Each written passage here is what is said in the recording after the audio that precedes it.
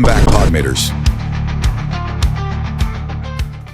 Welcome back to Podmat, tempat film bukan hanya tontonan tapi bisa juga jadi bahan obrolan. Jadi kalian-kalian ini yang suka nonton film, ngomongin film, ngulik tentang film, bahkan gosipin film, consider banget nih guys buat subscribe channel ini.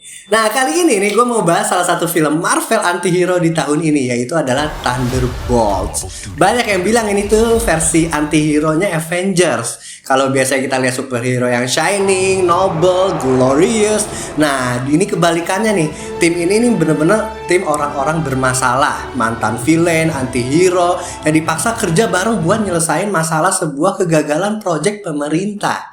Nah tenang aja ya, review ini non spoiler, jadi aman nih buat lo yang belum nonton. Kita fokus ke vibe-nya, value-nya, dan kesannya nih setelah gue nonton film ini. Sedikit fun fact nih ya, awalnya film ini sempet bikin heboh karena line up karakternya beda total nih sama versi komik.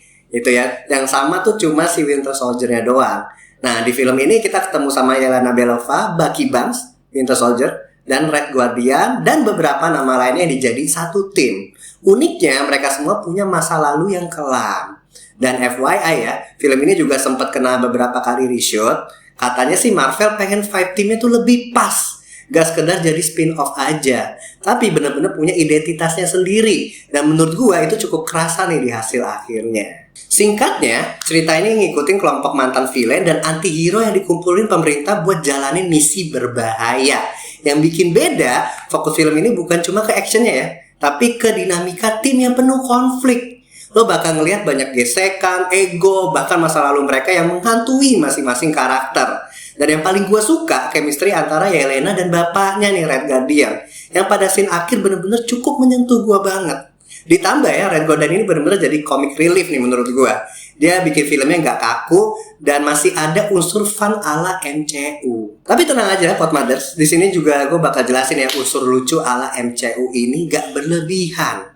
Karena kalau kita ingat ya, Thor Ragnarok, menurut gue lucunya tuh berlebihan banget. Jadi ada scene-scene yang jadinya gak lucu nih, karena kebanyakan. Nah kalau misalnya di Thunderbolt ini, menurut gue komposisinya pas aja. Nah gue cukup suka juga ya sama karakter Bucky ya. Dia juga ngasih kesan yang serius ke dalam tim, karena dibalik itu si Bucky ini juga jago juga ya kan.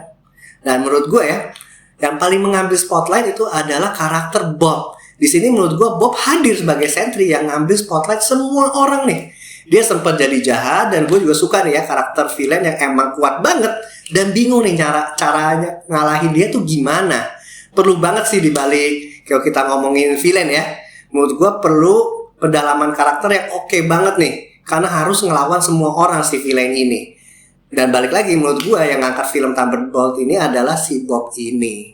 Pelajaran dari film Thunderbolt ini buat gue pribadi ya, Podmothers ya, Thunderbolt ini punya reminder yang lumayan kuat nih. Kadang orang dengan masa lalu kelam juga punya kesempatan buat berubah. Kerja tim itu gak harus diisi orang-orang sempurna. Justru kekurangan masing-masing bisa bikin mereka saling melengkapi. Dan gue juga jadi pikir gitu ya, kadang kita suka buru-buru ngejudge orang nih dari masa lalunya, padahal semua orang punya chance buat jadi lebih baik. Dan ada lagi ya satu pelajaran juga menurut gue, dimana Yelena merasa dirinya itu di Valley of Despair gitu, dimana di posisi titik terbawah banget, dan dia selalu sendiri nih menjalani hidupnya. Padahal kita di dunia ini saling melengkapi nih, gitu ya. Kita butuh manusia lainnya untuk melihat nih sisi baiknya kita juga pada masa Valley of Despair itu ya, sehingga kita juga jadi terbangun nih untuk menjadi orang yang lebih baik lagi. Kita butuh sesama nih guys, untuk melihat sisi spotlight yang gak bisa dilihat orang lain, atau sisi blind spot kita sendiri gitu ya. Dan itu menurut gue pelajaran yang gue dapat banget di Thunderbolt ini. Kalau dari gue, Thunderbolt gue kasih rating B+. Kenapa? Karena di satu sisi actionnya seru banget di sini, gak kayak Marvel lainnya ya. Karakter-karakternya juga fresh dan chemistry-nya juga unik. Tapi kurangnya Bob sebagai villain kurang dapet scene berantemnya lebih banyak aja nih menurut gue. Padahal ini udah super power banget dan ngasih kesan gak ada kelemahan nih dari dia sendiri. Tapi overall ini film worth it banget untuk ditonton, apalagi buat kalian yang udah agak bosen sama formula superhero standar ya. Nah ini ngasih sebuah refreshment yang menurut gue oke banget. Jadi itu tadi non-spoiler review gue buat Thunderbolts. Kalau kalian udah nonton, coba tulis ya di kolom komentar, apakah menurut kalian tim gagal-gagal ini jadi pahlawan, atau justru nih tim paling jujur yang pernah ada di MCU? Seperti biasa, jangan lupa like, share, and subscribe biar gue makin semangat nih bawain obrolan film lainnya. See you on the next video and I'll be back.